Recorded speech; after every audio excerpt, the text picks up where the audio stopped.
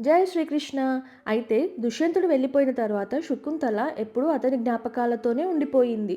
ఒకరోజు దుర్వాస మహర్షి కణ్వ మహర్షి ఆశ్రమానికి వచ్చారు. అతను వచ్చినది గమనించుకోకుండా ఉండింది శకుంతల. అది చూసి దుర్వాస మహర్షికి కోపం వచ్చి, నీ ఆలోచనలలో ఉన్న వ్యక్తి నిన్ను ఎప్పటికీ మర్చిపోతాడు అని శపిస్తాడు. ఈ విషయం తెలుసుకున్న కణ్వ మహర్షి శకుంతలని ఎంతగానో ఓదారుస్తాడు. అయితే అదే సమయంలో రాజదర్బారులో ఉన్నటువంటి దుష్యంతుడికి ఏదో అలలా అనిపిస్తుంది. ఏదో మైకం కమ్మినట్టుగా అతను శకుంతలని మర్చిపోతాడు. అయితే కొంతకాలానికి శకుంతల గర్భవతిగా ఉంటుందన్నమాట.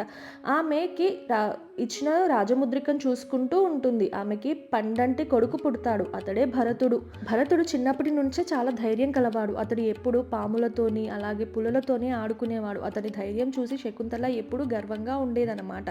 అయితే కణ్వ మహర్షి ఒకరోజు శకుంతలని అలాగే భరతుడిని తీసుకొని ఆశీర్వదించి, మీ ఇద్దరూ కలిసి రాజధానికి వెళ్ళి దుష్యంతుని కలవండి అని చెప్పారు. అలాగే రాజధానికి వెళ్ళింది భరతుడిని తీసుకొని శకుంతల. అయితే ఆమె నీటిలో ప్రయాణం చేస్తుండగా, పడవలో ప్రయాణం చేస్తుండగా ఆమె చేతిలో ఉన్న రాజముద్రిక నీటిలో పడిపోయి దానిని ఒక చేప మింగేస్తుందన్నమాట. ఆవిడ దగ్గర ఇప్పుడు రాజముద్రిక లేదు.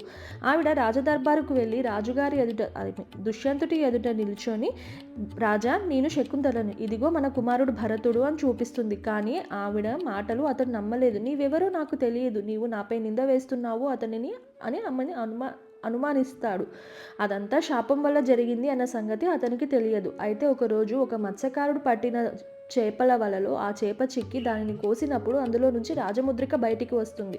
రాజముద్రిక తిరిగి రాజును చేరుకుంటుంది. అప్పుడు అతనికి శకుంతల ఇంకా భరతుడు తిరిగి గుర్తొస్తారనమాట. అతను వెంటనే శకుంతలని అలాగే భరతుడిని చూడడానికి కణ్వ మహర్షి ఆశ్రమానికి బయలుదేరి వెళ్ళిపోయి తనకు జరిగినదంతా శకుంతలకు వివరిస్తాడు. అప్పుడు దుర్వాస మహర్షి యొక్క శాపం కూడా శకుంతల తిరిగి దుష్యంతునికి చెప్తుందన్నమాట. తిరిగి తన కుటుంబం ఒక్కటైనందుకు చాలా సంతోషిస్తారు. ఇది శకుంతలోపాఖ్యానం. విధి రాసిన పరీక్షలో నిజమైన ప్రేమ ఎప్పుడూ విజయవంతమైతుంది. అయితే తర్వాతి కాలంలో భరతుడు ఆ రాజ్యానికి మహానుభావుడయ్యాడు. అలాగే దుష్యంతుడు ఇంకా భరతుడు ఇద్దరూ కూడా పురువంశ వ్యక్తులు. పురువంశము అనంటే యయాతికి తన యొక్క యవ్వనాన్ని ఇచ్చినటువంటి పూర్వు యొక్క వంశం అన్నమాట.